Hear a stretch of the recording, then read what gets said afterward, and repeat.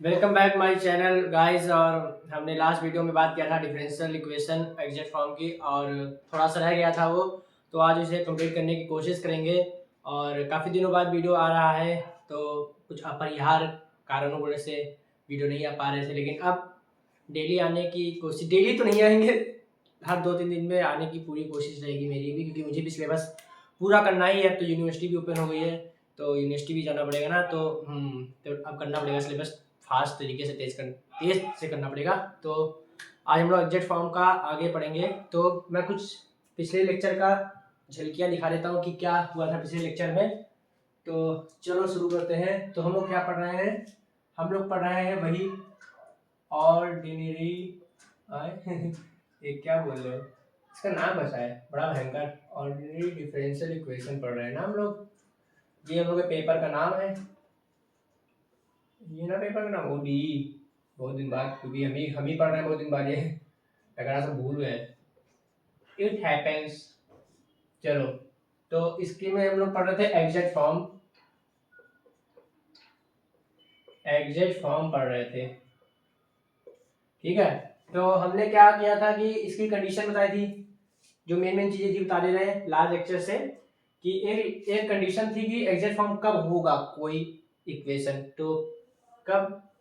जब del M by del Y is equal to del N by del X, ये condition है exact form की। तो ये मुझे याद नहीं हो रही थी यार, कहाँ एम के नीचे हम एक्स लिख दे रहे थे, कभी एम को उधर भेज दे रहे थे। तो मैंने एक ट्रिक बनाई है, अभी अभी ट्रिक बनाई है, पता है क्या? माई माई नेम इज एक्स, ये ट्रिक है, माई नेम एक्स। तो ऐसे आप याद कर सकते हो अगर आपको भी प्रॉब्लम हो रही हो मेरी तरह। तो मैंने तो ऐसे ही लिखा है, अब मैं नहीं भूलूंगा माई नेम एक्स। तो ये था बात, मेन बात में आते हैं। तो ये था कंडीशन, और फिर इसमें हम लोग जब ये कंडीशन सेटिस्फाई आती थी तो हम लोग इसका कंप्लीट सॉल्यूशन निकालते थे। कंप्लीट सॉल्यूशन कैसे निकालते थे? कंप्लीट सॉल्यूशन निकालते थे, अरे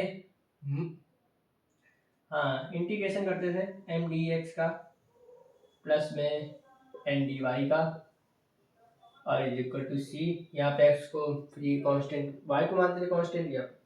तो अब वो सब चीज़ें देख लो, मैंने बता दिया है। अब इसके आगे से हम लोग अपनी कहानी आगे बढ़ाएंगे। फिर मैंने कहा था कि मान लो अगर कोई कोई इक्वेशन इसको नहीं सेटिस्फाई करती तो क्या होगा।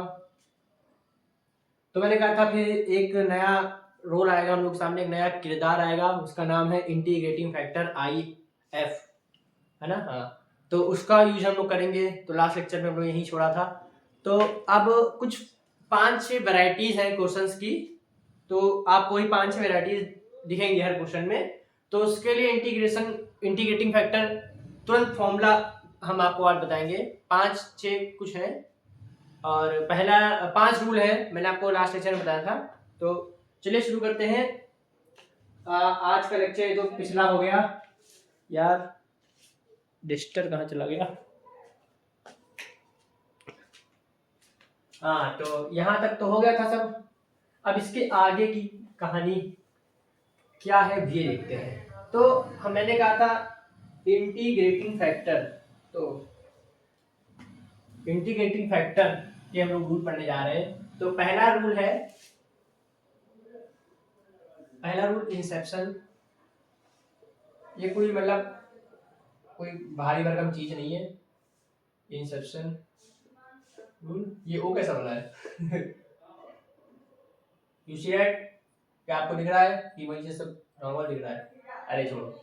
हाँ, तो देखो, अगर आपको कोई क्वेश्चन इस तरह का दिख जाए, किस तरह का? हाँ, X D Y plus Y D x.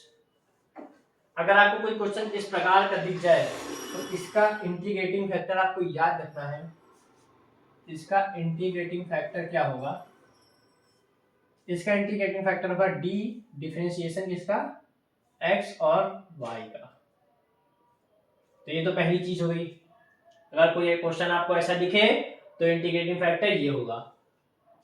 Okay, इतना समझ में आया? अभी आसान चीजें हैं सब, बेसिकली सब्जेक्ट ही आसान है, मैं पहली बार पढ़ रहा हूँ तो ऐसा कहना नहीं चाहिए, लेकिन तब भी पॉजिटिव बातें करते हैं तो ज़्यादा अच्छा लगेगा। तो दूसरा क्या है, दूसरा क्या था, X D Y minus Y D X. अगर कुछ आपको ऐसा लिख जाए तो इसका इक्वल टू जीरो होता ना, यहाँ तक इक्वल टू जीरो होता था। अभी मैं चेक करता हूँ इंटीग्रेटिंग फैक्टर। इसका इंटीग्रेटिंग फैक्टर क्या होगा, इसका इंटीग्रेटिंग फैक्टर होगा 1 में एक्स स्क्वायर। या मुझे देख लीजिए इक्वल टू जीरो होगा कि नहीं होगा, एक बार मुझे कंफर्म करने दीजिए। ठीक है वैसे।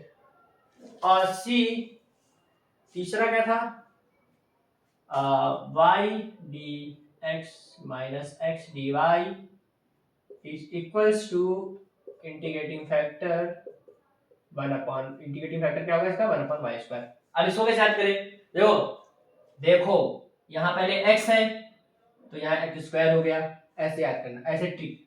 यहाँ पहले y है तो यहाँ y स्क्वायर हो गया। अब प्लस प्लस अच्छा आदमी होता है तो डिफरेंशिएशन एक्स वाई का सिंपल।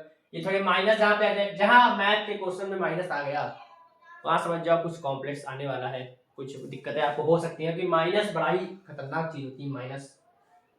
तो हाँ, तो इसको आप कंफ्यूज हो सकते हो कि कहाँ 1/y स्क्वायर लिखा है, क्योंकि दोनों एक जैसे दिख रहे हैं। देखो बिल्कुल दोनों एक जैसे दिख रहे हैं, बस आगे पीछे का अंतर है। ये पहले यहाँ था, यहाँ आ गया, यहाँ था, यहाँ आ गया। तो इसको आप ऐसे ही करके लर्न कर सकते हो कि अगर पहले एक्स डी वाई है, या ऐसे कर लो, एक्स अगर प्लस में है तो एक्स स्क्वायर यहाँ आएगा, जो प्लस में है वही आगे जाएगा, जो माइनस में रहता है हमेशा वो पीछे रह जाएगा, जो प्लस रहेगा वो आगे जाएगा। जो प्लस से मतलब है पॉजिटिव, ठीक है, जो मेरा सकारात्मक रहेगा वो आगे जाएगा। और जहाँ y प्लस में है तो यहाँ y स्क्वायर, ठीक है। तो इतना समझ में आ चुका होगा। तो ये पहला रूल था। तो आपको अगर ऐसा कोई क्वेश्चन मिल जाए, तो मैं क्वेश्चन भी कराऊंगा, मुझे खुद करने हैं क्वेश्चन इसमें, क्योंकि मुझे अभी रूल तो चलो मैं अभी समझा रहा हूँ, मुझे भी समझ में आ रहा है, मैं पढ़ा रहा हूँ तो मुझे भी समझ में आ रहा है। पढ़ाने से चीजें जल्दी समझ में आती है, इसीलिए मैंने काम शुरू किया है, ये शुरू किया है। तो हाँ, तो देखो रूल्स ठीक है, मतलब रूल आपको याद तभी होंगे जब आप इसमें बहुत सारे क्वेश्चन करोगे। तो क्वेश्चन बहुत सारे हम करेंगे इस पे, वो लेक्चर होगा 1-1.5 घंटे का। इसी लेक्चर में शायद हम क्वेश्चन करने का ट्राई करें, लेकिन अगर इस लेक्चर में सारे रूल पढ़ाएंगे और अगले लेक्चर में सिर्फ क्वेश्चन करेंगे इस फॉर्म, क्योंकि ये थोड़ी फॉर्म, अब ये फॉर्म थोड़ी इंपॉर्टेंट मुझे लगी क्योंकि थोड़ी लेंथी भी है। उसके बाद तो होमोजेनियस फॉर्म है, फिर ऐसी 2-3 चीजें और हैं, वो तो सब आसान है। और फिर सीक्वेंस और सीरीज वाला भी हमको पढ़ना है ना, जो दूसरा सब्जेक्ट है हमारा मैथमेटिकल मेथड, उसका भी पढ़ना है, ठीक है। तो ये देखो पहला रूल इतना था, आपको 3 फॉर्म याद रखने हैं। मेरी हैंडराइटिंग आज अच्छी आ रही है, अरे छोड़, हाँ। तो ये आपको 3 चीजें याद रखनी है, X D Y plus Y D X, ये होगा X D Y minus Y D X, ये ओके। आगे बढ़े, क्या आगे हम ये पढ़ सकते हैं, हाँ सेकंड रूल नहीं लिखते, चलो सेकंड क्या है, सेकंड क्या है भाई, अब सेकंड बताओ क्या है। तो देखो इस इक्वेशन को आपको याद, ये इक्वेशन आपको याद होगी, मैं बहुत लिख रहा था लास्ट लेक्चर में। तो अगर ऐसा कुछ है, देखो ये m क्या है, n क्या है, सब लोग बहुत जरा m n क्या लिख रहे हो। देखो m जो है फंक्शन है, n भी है फंक्शन है, x y समझ रहे हो, मतलब ये दोनों फंक्शन है। आपको क्वेश्चन जब मैंने पहला क्वेश्चन करवाया था लास्ट लेक्चर में, तो मैंने बताया था ना m n कितना आसान होता है निकालना, तो कोई ज्यादा घबराहट वाली बात नहीं थी, m n क्या है, बहुत आसान चीज है, ठीक है। तो कोई भी घबराएगा नहीं। तो अगर आपको ये कुछ ऐसा कुछ दिया गया है, और एक और चीज है, अब देखो यार, इसीलिए शायद मुझे होमोजीनियस पहले पढ़ना चाहिए था, कोई बात नहीं, थोड़ा बहुत होमोजीनियस आप जानते होंगे। m और n ये दोनों होमोजीनियस हैं, बताओ होमोजीनियस क्या है, होमोजीनियस पता नहीं, स्पेलिंग देख लेना यार, सही पता नहीं। हाँ, तो होमोजीनियस मेन पॉइंट पे फोकस करते हैं, स्पेलिंग आप देख लेना, भावनाओं को समझो। तो m n जो है होमोजीनियस फंक्शन क्या होते हैं, होमोजीनियस मतलब जिसमें डिग्री इक्वल हो, यही तो होता था ना, हाँ यही होता था। जैसे थोड़ा ऊपर का आइडिया से X square Y plus X Y Z, तो ये है, तो यहाँ देखो 2 डिग्री प्लस 1 डिग्री, 2 कैसा था, सॉरी फॉर दैट, 2 + 1 यहाँ 3 डिग्री है, ये इतना तो तुम लोग को आता ही होगा यार, सब समझदार हो। यहाँ भी देखो 1 1 1 तो 3, तो ये होमोजीनियस ऐसा कुछ होता था। तो हम लोग अभी आगे इसको डिटेल में पढ़ेंगे। तो अभी तो ऊपर ये समझ लो कि होमोजीनियस मतलब डिग्री सेम रहनी चाहिए ना। तो इसको इरेज करो तुरंत, नहीं तो अच्छा नहीं लगेगा, थोड़ा शुद्धता और सफाई में ध्यान रखो। अच्छा तो जो M D X plus N D Y is equal to 0 हो, एम एन होमोजीनियस हो, और एक और कंडीशन है, एक और कंडीशन है, एक और कंडीशन है, एक और कंडीशन है। क्या कंडीशन है? M X plus N Y आपका नॉट इक्वल टू 0 हो। ये क्या लिख दिया, ये क्या लिख दिया भाई, ये क्या लिख दिया, ये क्या लिख दिया मैंने, ये क्या था भाई? तो ये जो मैं M X plus N Y लिख रहा हूँ ना, ये आपको कई कई जगह या फिर आपको ऐसे एआई चैट जीपीटी आपको बताएगा कि ऐसे में लिखो, चैट जीपीटी में आपको बताएगा कि इसको ऐसे लिख दो, M plus N is not equal to 0, क्योंकि उसका कहना है जो एक्स है ना वो इसके अंदर ही होता है, वाई इसके अंदर होता है, तो आपको बार बार लिखने की जरूरत नहीं है, लेकिन तब भी हम लोग समझने के लिए ये लिख रहे हैं। तो शायद नोटेशन ये गलत हो सकता है, लेकिन समझो तुम लोग कि ये एक्स जो इसके अंदर होता है तो कोई इतना बड़ा मैटर नहीं है, ठीक है। लेकिन आप अगर कोई अच्छी बुक में देखोगे, कोई भी अच्छे लोगों से पूछो, किसी अच्छे टीचर से पढ़ोगे तो वो लोग शायद ऐसे ही पढ़ाएं, पता नहीं। यूनिवर्सिटी में मुझे भी देखना है कौन देखा मैंने यहाँ तक, तो देखते हैं कैसे पढ़ाती है वो, देखा मैंने कि एनबीसी सर है, पता नहीं, चलो देखेंगे, शनिवार को जाते हैं। चलो, तो M X plus N Y not equal to 0 हो। उसके बाद क्या, तो अगर आपको ऐसा कुछ दिया है इज इक्वल टू 0 है, एम एन आपको होमोजीनियस है, और ये कंडीशन अगर है, ये कंडीशन अगर है, तो इन जैसे चीजों के लिए इंटीग्रेटिंग फैक्टर होता है 1 में M X plus N Y, simple as that. समझ गए?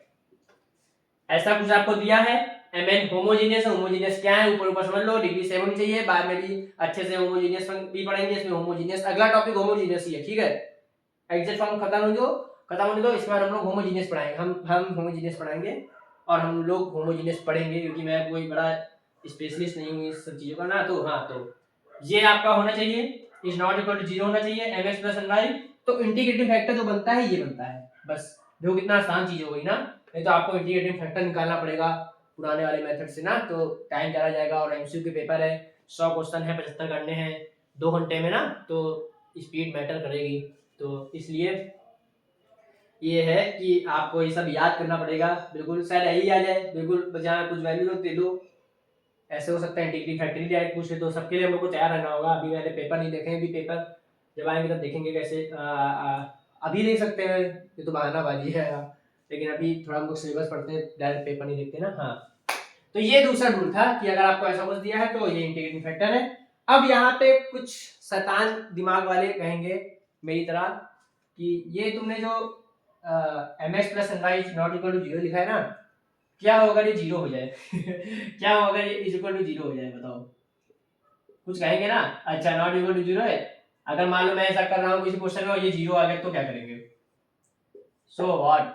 तो इसके लिए हम लोग अब पढ़ेंगे कि आगे क्या करना है, अभी पढ़ेंगे, आगे नहीं अभी। तो इसको इरेज करते हैं, क्योंकि अब तो मुझे दूसरा पूरा इरेज करके फिर से लिखना पड़ेगा। तो हम लोग का डाउट ये है कि देखो, ये रिमार्क पे लिख सकते हैं, वैसे टीचर्स और बुक्स में रिमार्क करके लिखा है कि इज नॉट इक्वल टू 0, ठीक है। अगर इज इक्वल टू 0 है तो क्या, तो वो हम लोग अभी देखेंगे। तो अभी देखते हैं बिल्कुल। तो आई होप आप लोग को इतना अभी तक समझ में आया होगा, बिल्कुल आराम आराम से मैं चल रहा हूँ, ठीक है। तो इसको इरेज करते हैं। यार कितना अच्छा लिखा है ना, मुझे लग रहा है मैंने बहुत बढ़िया लिखा है, अच्छी राइटिंग लिखा है। चलो, ये सब माया है भाई, हाँ ठीक है, नथिंग या नथिंग कुछ भी।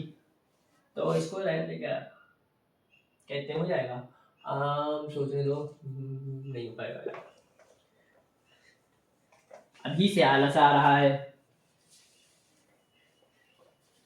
पता नहीं 50 साल बाद क्या होगा, 50 साल बाद क्या होगा पता नहीं। चलो हाँ, तो हमने लास्ट अभी जो इरेज किया उसमें क्या था कि हम लोग यहाँ थे कि किसी के दिमाग में आया कि भाई तुमने जो कहा ना कि mx plus N Y is not equal to 0 लिखा था तुमने बड़े स्टाइल से, बहुत शौक से, क्या हो अगर 0 इज इक्वल टू 0 हो, क्या हो अगर इज इक्वल टू 0 हो। तो देखो, थोड़ी बहुत तो मैथ हम लोग जानते हैं, तो इसमें हम लोग कुछ तो खुराफात कर ही सकते हैं खुराफात कर सकते हैं ना हम लोग, कैसे खुराफात करेंगे? सबसे पहले तो मेरे दिमाग में ये आ रहा है M X is equal to, इसको वहां भेज दो, सबसे सही। पहली खुराफात हो गई, पहली खुराफात। अब क्या करें, ये यार एम एन सतयुग से भाई रहे हैं सगे, तो इनको एक साथ भेजो। और एक्स वाई तो हमेशा ही साथ रहे हैं, मैथ में कभी देखा ही नहीं कि एक्स वाई अलग अलग हो सकते, तो चलो यार इनको साथ साथ भेजो। देखो ये सब प्रैक्टिकल चीज, प्रैक्टिकली है ना एम एन एक्स वाई का, तो यही करते हैं। इसमें कुछ अभी अपना हम दिमाग नहीं लगा रहे हैं, ठीक है। इज इक्वल टू, अब यहाँ एन आया तो वहां चला जाएगा, ये माइनस का था ही, तो हमने ये किया, क्या किया हम लोगों ने, ये हम लोग पास था, किसी के दिमाग में आया कि भाई अगर ये इज इक्वल टू 0 तो क्या होगा, तो मैंने कहा ठीक देखते क्या होगा, तो इज इक्वल टू मैंने इसको उधर भेज दिया तो माइनस हो गया। अब हम लोग इस जब से ये एग्जिट फॉर्म पढ़ रहे हैं तब से एम एन साथ ही साथ रहे हैं, तो एम एन को हम लोग एक साथ ले आए, और एक्स वाई तो आदि काल से एक साथ में है, तो इनको एक साथ रख दिया। आप क्या करें, तो जब एम एन हम लोग सबसे पहले हम लोगों ने एम एन की शक्ल कहाँ देखी थी बताओ, सबसे पहले एम एन की शक्ल हम लोगों ने देखी थी फर्स्ट लेक्चर, जो पहला इसके पहले लेक्चर था, उसमें कुछ इस प्रकार एम एन था। सबसे पहले जो हम लोग को एम एन के दर्शन हुए थे, M D X plus N D Y is equal to 0, sorry. तो यहाँ पे हम लोगों ने पहले एम एन को देखा था। हाँ, अब मेरे पास यहाँ पे ये चीज है, क्या मैं कुछ कर सकता हूँ खुराफात क्या कुछ मैं शैतानी कर सकता हूँ? जी जरूर, जी बहुत अच्छे से कर सकता हूँ। तो देखो यहाँ पे अभी इसको होल्ड करो। अब यहाँ पे कुछ करते हैं, यहाँ पे क्या किया जाए, तो यहाँ पे m बाई एन है, मैं देख रहा हूँ m बाई एन है, इस इक्वेशन को चलो n से डिवाइड करते हैं, ठीक है। डिवाइडिंग बाई n, इसको ये इक्वेशन मान लो star dividing by n in equation star. Grammar मेरी बहुत खराब है तो देख लेना। हाँ चलो, समझ रहे हो तुम लोग मैं क्या कहना चाह रहा हूँ ना। तो अब यहाँ पे जब एम एन से डिवाइड करेंगे, एन से डिवाइड करेंगे तो एम बाई एन आएगा। अब आप लोगों को कुछ कुछ दिखना चालू हो चुका होगा, रुको भाई मैंने यहाँ कुछ गड़बड़ तो नहीं कर दिया, एम डी एक्स ही था ना। हाँ देखो यार, देखो मेरे मन में क्या अभी डाउट आया, मेरे मन में डाउट हुआ कि यार अभी तो मैंने ये पढ़ा था del M by del Y, तो माई नेम इज, है ना, माई नेम इज एक्स, तो एम के नीचे वाई, लेकिन यहाँ एक्स है, तो देखो थोड़ा बहुत कंफ्यूजन आ जाता है ना। तो आप लोग को भी आता होगा, तो समझ प्रैक्टिस से हम लोग हो जाएगा। तो यहाँ पे हमने सही लिखा है अभी तक, मुझे ऐसा लग रहा है एम डी एक्स। हाँ, तो मैंने इसको एम डी ना, तो ऐसे करके मैंने याद किया है, तो ठीक है। चलो अब ये एन से डिवाइड करा रहे हैं, तो यहाँ तो एन कट गया, यहाँ से डी वाई बचा, इज इक्वल टू 0 के नीचे चाहे तुम जो लेकर आओ हमेशा 0 ही रहेगा। हाँ, तो मैं यहाँ तक पहुंच गया। अब यहाँ पे मैंने एम एन की वैल्यू निकाली थी, एम बाई एन की वैल्यू निकाली थी माइनस वाई बाई एक्स, यहाँ चलो रख देते हैं, minus Y by X D X plus D Y is equals to 0। अब क्या करोगे, हाँ अब क्या करें, अब क्या कर सकते हैं बताओ।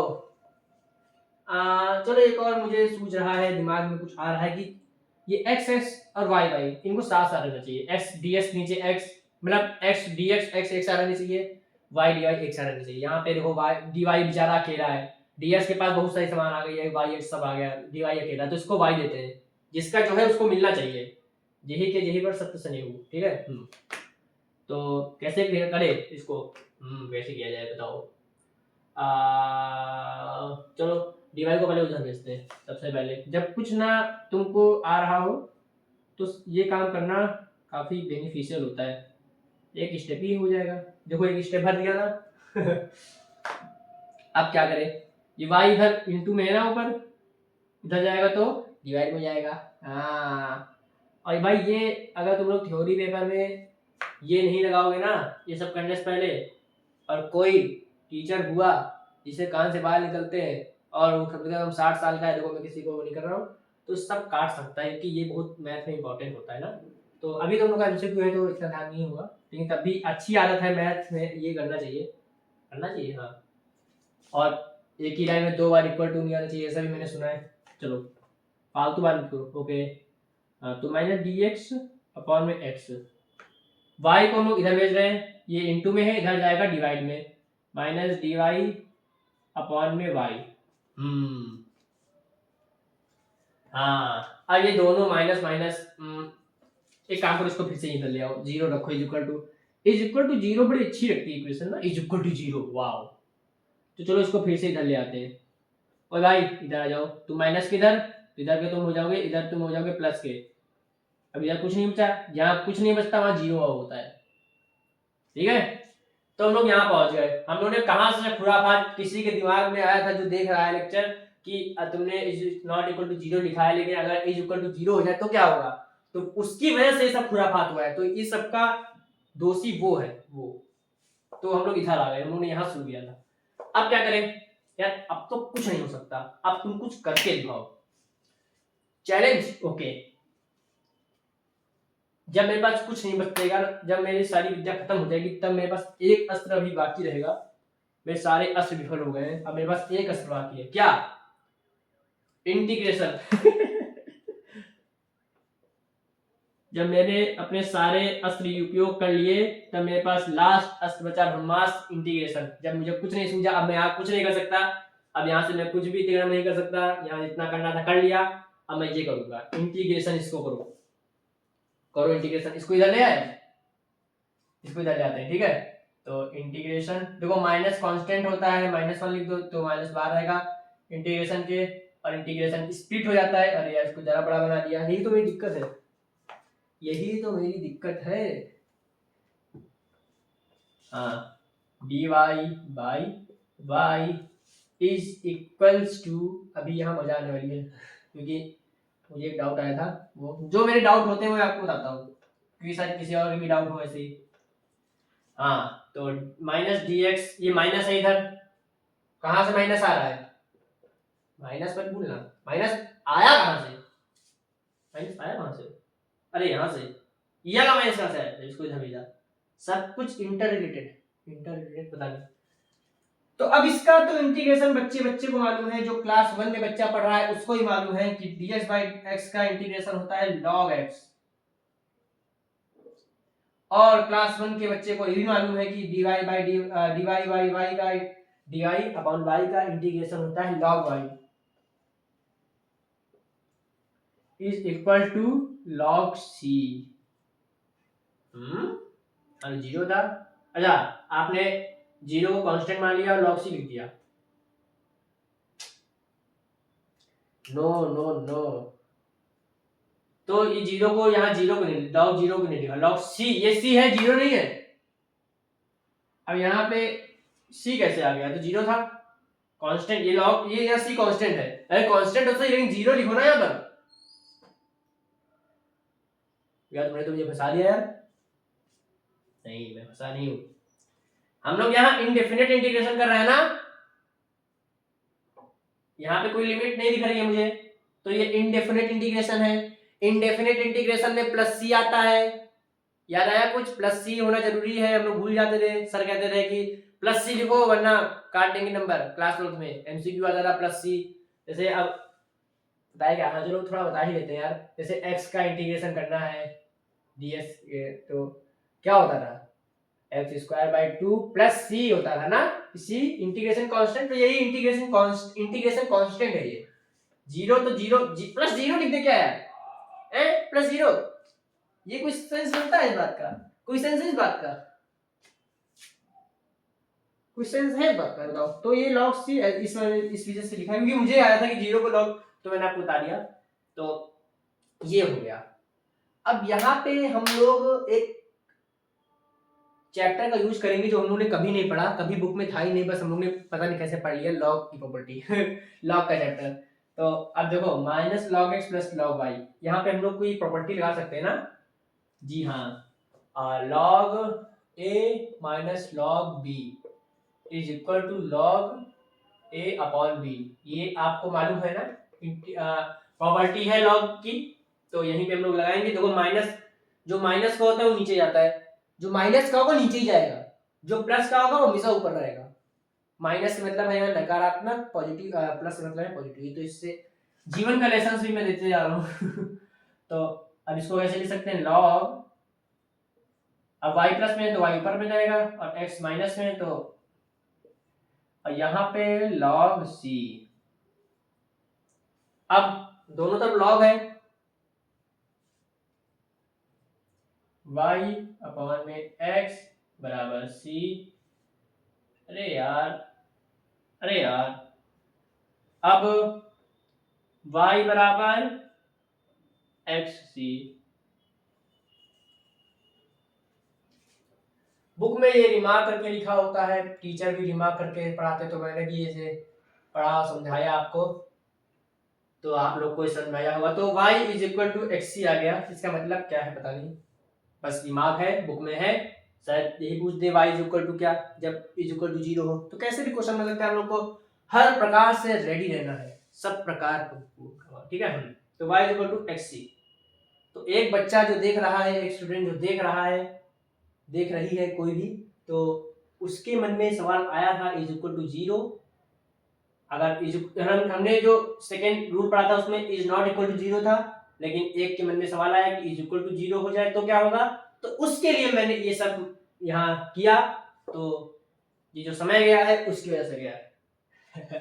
चलो अब पढ़ते हैं तीसरा रूल। चलो, रुकना नहीं जीवन में, चलो भाई, चलिए चलिए, अब हम लोग पढ़ेंगे तीसरा रूल, और शायद 5 रूल हैं, और मैं फिर देखूंगा कितनी मिनट की वीडियो हो गई, ज्यादा लंबी नहीं करनी है। क्यों नहीं करनी लंबी, अरे कर सकते हैं, लेकिन समझो ना यार, मैं ज्यादा देर तक बिना देखे समझ रहे हो यार, मैं कोई प्रोफेसर नहीं हूँ भाई। हाँ, तो एग्जैक्ट फॉर्म, तो अब हम लोग पढ़ेंगे तीसरा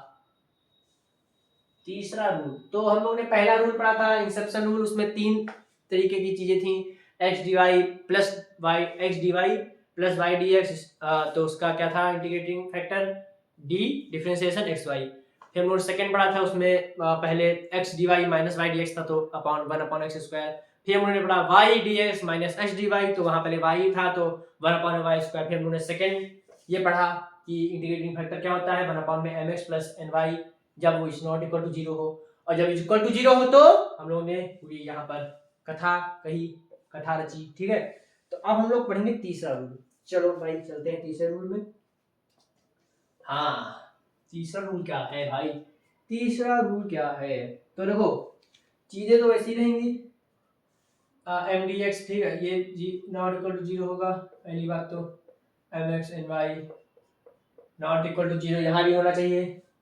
यहाँ पे कुछ आपको अगर ये कोई, जैसे ये आपको दिखेगा M D X plus N D Y ना, अगर ये बदल जाए, किसमें बदल जाए, अगर ये चीज बदल जाए f1 एक्स वाई,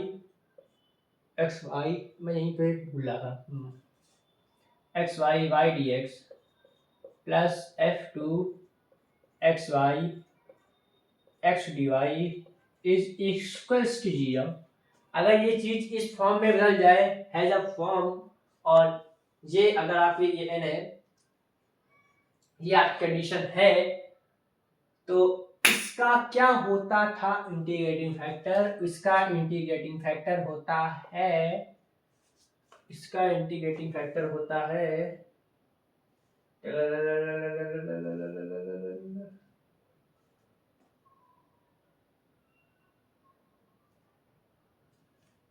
नहीं मैं इंटीग्रेटिंग फैक्टर मुझे याद है, यहाँ मुझे डाउट हो रहा है,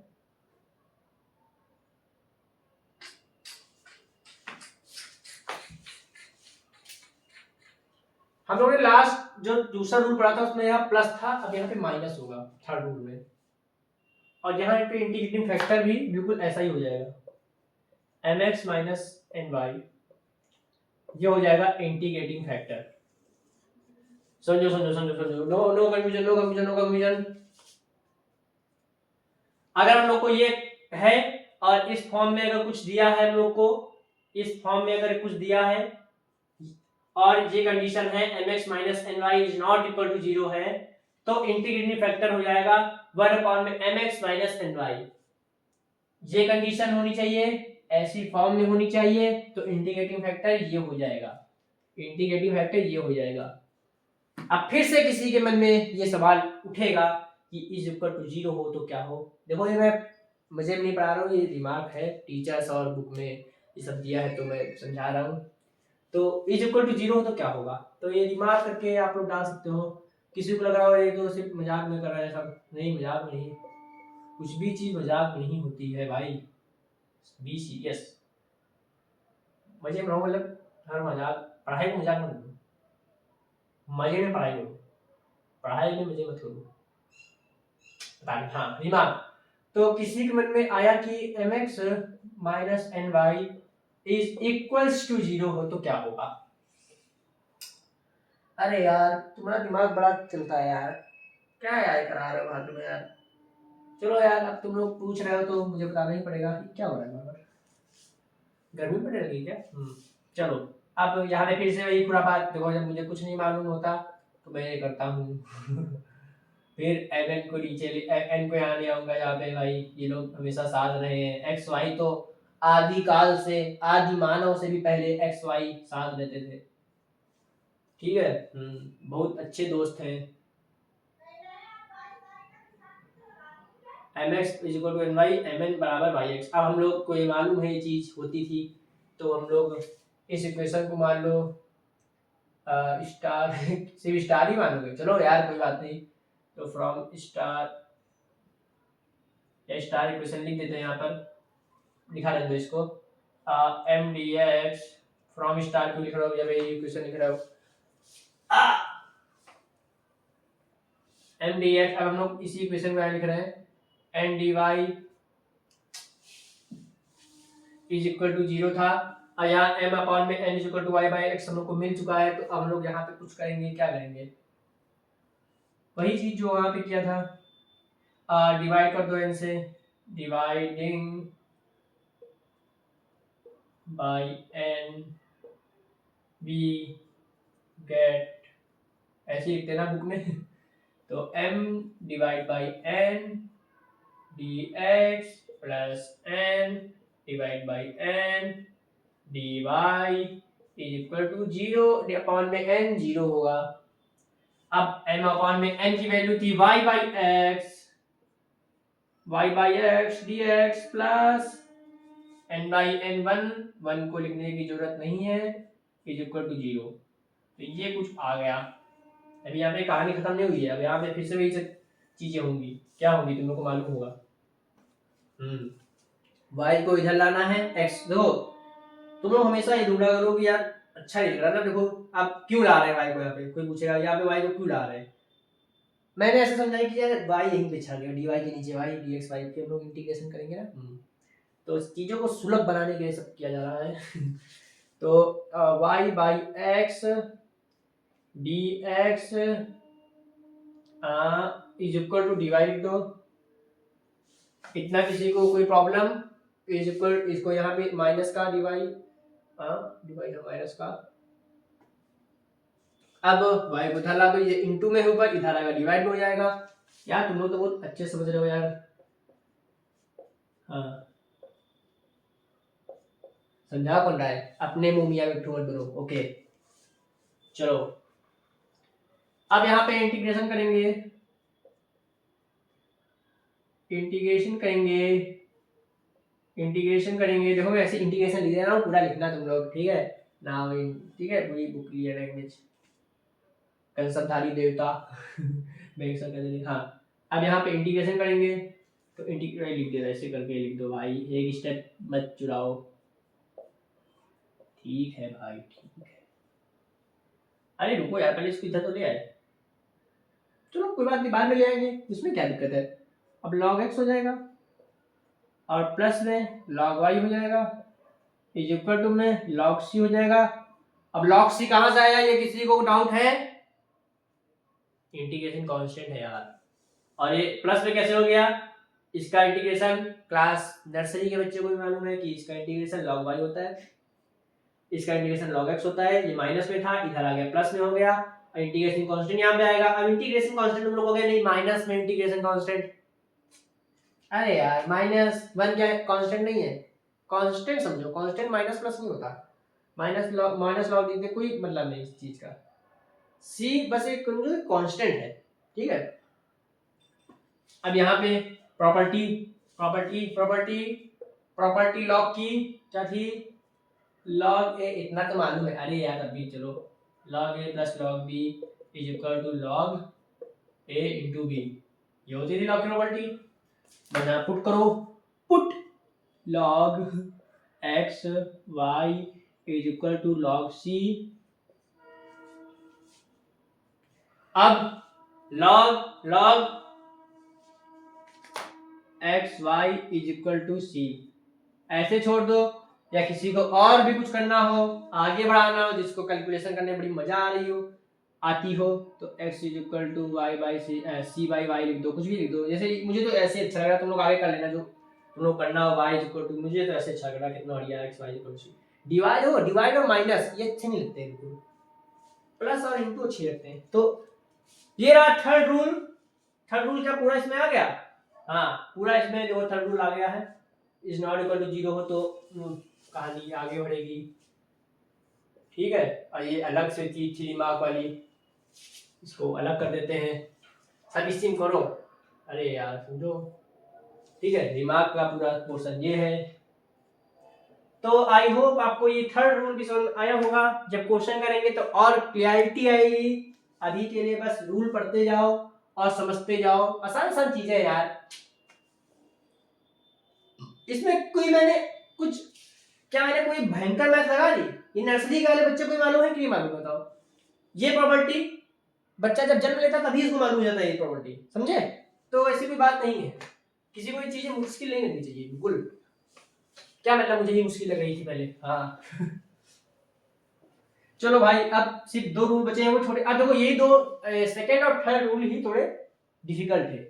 मैंने यहाँ पे थोड़ा मनोविज्ञान का यूज किया। मनोविज्ञान का क्या, देखो सबसे पहले मैंने सरल पढ़ाया, रूल नंबर 1। फिर बच्चों को लगा, जो स्टूडेंट पढ़ रहे हैं कि अरे वाह ये तो आसान लेक्चर होने वाला है, तो वो थोड़ा दिमाग खोल के बैठ गए। फिर मैंने सेकंड और थर्ड बड़ा भयंकर रूल पढ़ा दिया, भयंकर नहीं लेकिन तब भी लेंथी आपको लग सकता है, तो लेंथी बढ़ा दिया। अब 4 और 5 आसान है इसका। अब बहुत लोगों का मन उछल गया होगा, अरे यार क्या गंदा लेक्चर है। चौथा पांचवा रूल बड़ा आसान है, तो उसको देख के बाद आपको और मजा आ जाएगा। तो मैंने यहाँ थोड़ा चालाकी की। क्या चालाकी? ये आओ,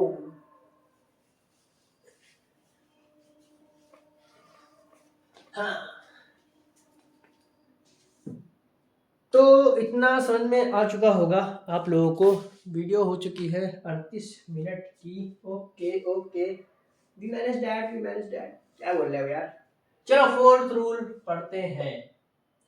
देखो भाई, ये चीज तो पूरे हम लोग, ये तो रहेगा ही M D X N D Y is equal to 0 हो, ठीक है। और और और क्या, और क्या यार, और क्या, रुक जाओ एक सेकेंड। हाँ,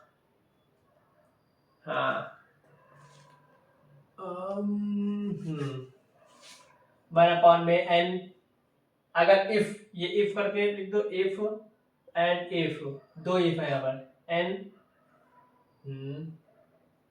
del m by del y my my minus del n by del x। देखो मैंने ऐसी माई, आप लोगों को याद हो गया होगा, यहाँ पे मुझे बहुत कंफ्यूजन थी यार पहले क्या लिखे, तो अब माई नेम x, ये is equal to F X हो।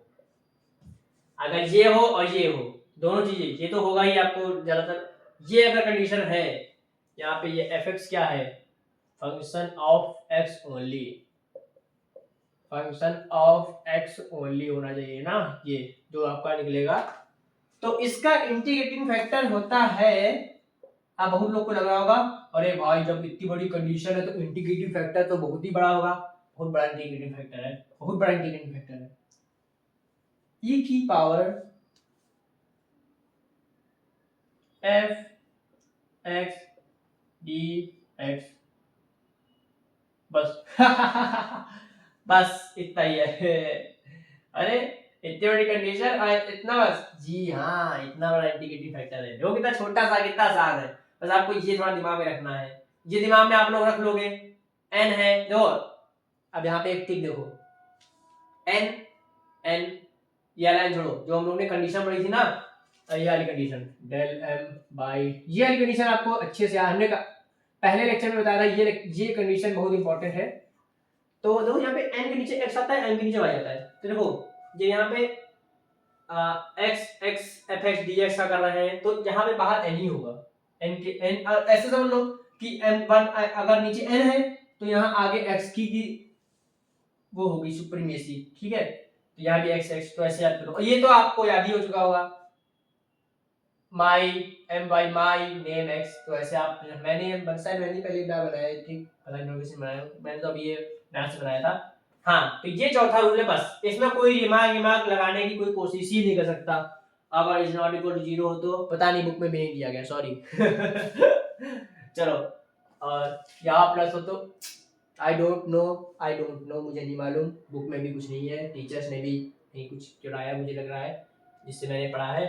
और एक और रूल है पांचवा, वो रूल भी बिल्कुल ऐसा ही है, ये एम डी एक्स तो होना चाहिए,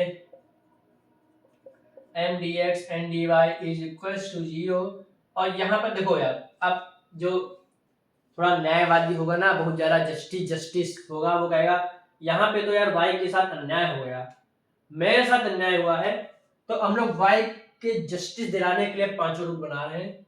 किडिंग इफ, अब देखो अब एक्स हो गया ना, अब वाई की बारी आएगी, हम लोग ने वाई के साथ बड़ा गलत किया, वाई को यहाँ बिल्कुल इग्नोर कर दिया, तो अब वाई की बारी आएगी, और जब वाई की बारी आएगी तो वाई के साथ क्या चलता था, एम, तो यहाँ पे 1 में एम,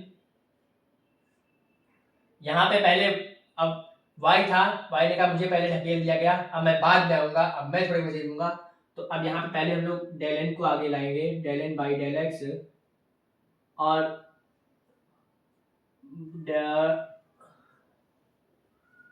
ये करेंगे is equals to F Y, अब ये फंक्शन ऑफ वाई होगा, फंक्शन ऑफ वाई, ठीक है, okay okay okay okay okay okay. तो इसका इंटीग्रेटिंग फैक्टर बहुत लोगों ने गेस कर लिया होगा, वो सब लोग बहुत ही सही हैं, जी हाँ, इसमें मैं कोई मजाक नहीं कर रहा हूँ, तुमको लग रहा होगा फिर से कुछ मजाक नहीं, इसका इंटीग्रेटिंग फैक्टर होगा, इसका इंटीग्रेटिंग फैक्टर होगा e की पावर f y dy, तो ये है इसका इंटीग्रेटिंग फैक्टर पांचवें रूल का, यहाँ पे y के साथ जस्टिस होगा, ये है चौथे रूल का।